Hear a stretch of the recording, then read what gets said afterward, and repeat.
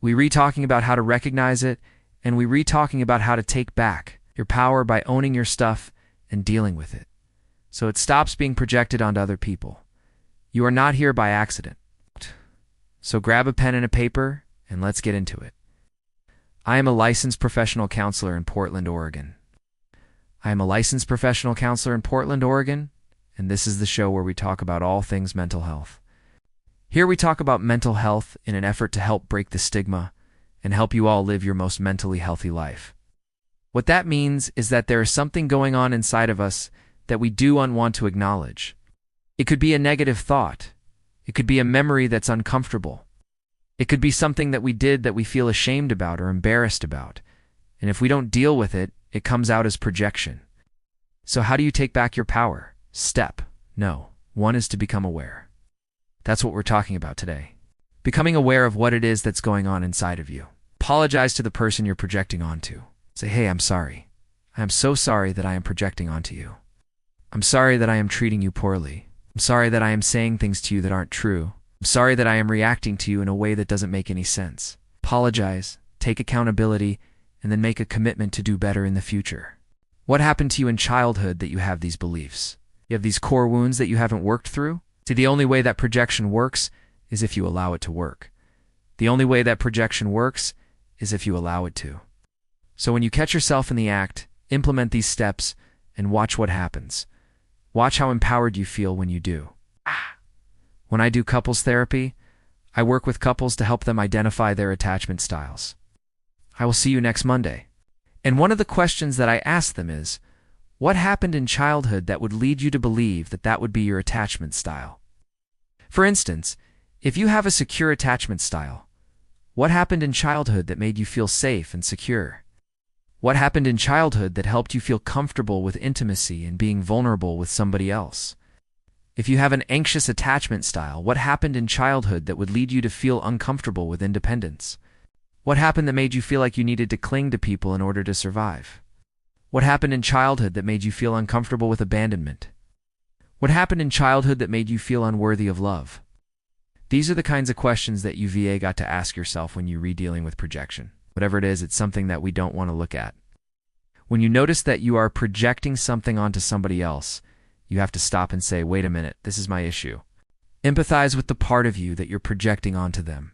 Show yourself some compassion. Show yourself some mercy. Start thinking, wow, this must be really painful for me to acknowledge. It must be really painful for me to actually look at this wound that hasn't healed yet.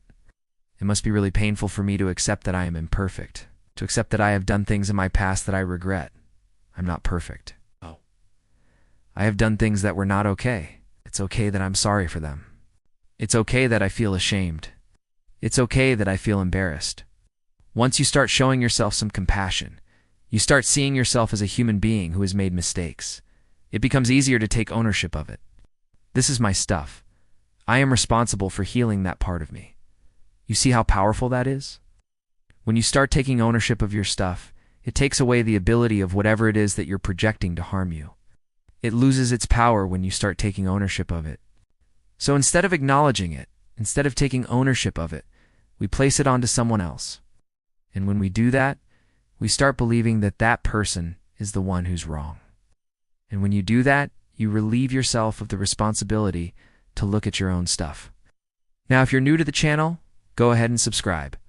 Let's say that made you feel really bad about yourself and you started believing that you weren't good enough. He's always telling you how to do things, and that makes you feel infantilized and incompetent.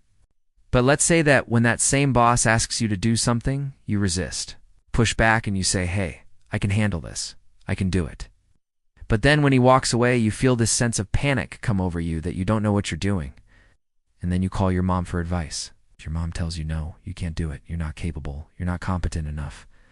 Boom, there it is.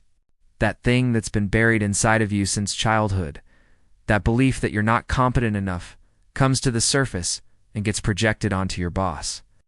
Now, fast forward to adulthood. You find yourself in a relationship with a man who treats you well, but occasionally he will criticize you.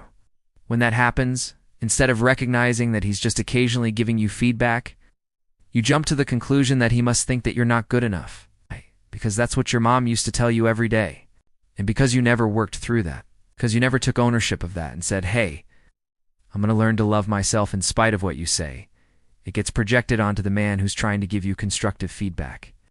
And if you want more information about what I do, check out my website. Welcome back to the channel, y'all. So many times when we watch these videos, I'm bringing up concepts that are uncomfortable to think about, right? I know this is going to be good because here's why. This is not okay. You should not have to walk around on eggshells in your own home. If you are exhausted of feeling like you QI and speak your truth, or you feel like you're always having to make sure that you do, and set off some kind of landmine. With your partner or a family member or a friend, you've got to watch today's video. Today we're going deep into projection. We re-talking about how to recognize it, and we re-talking about how to take back your power by owning our stuff and dealing with it, so it stops being projected onto other people. You are not here by accident. So grab a pen and a paper, and let's get into it. I know this is going to be good because here's why. This is not okay. You should not have to walk around on eggshells in your own home. If you are exhausted of feeling like you couldn't speak your truth, or you feel like you always having to make sure that you do set off some kind of landmine with your partner or a family member or a friend, you've got to watch today's video. Today we're going deep into projection. Things that maybe we haven't dealt with. Maybe they're painful memories or difficult conversations that we need to have, but we keep putting off. Guess what happens when we put those things off? When we refuse to deal with them, stop pretending that they don't exist. They show up in our relationships in the form of projection. Now, before we get into this, I want to say this. First, let's define what projection is. Projection is basically taking something that's inside of us that we do and want to look at and placing it on somebody else. Here's an example. Let's say that you grew up in a home where you were constantly criticized by your mother. Here's another scenario. Let's say that you have a boss who micromanages you, right? Your boss is always breathing down your neck. You see how that works? Something happens and it triggers something inside of us. The next step is to take ownership of it. The third step is to empathize.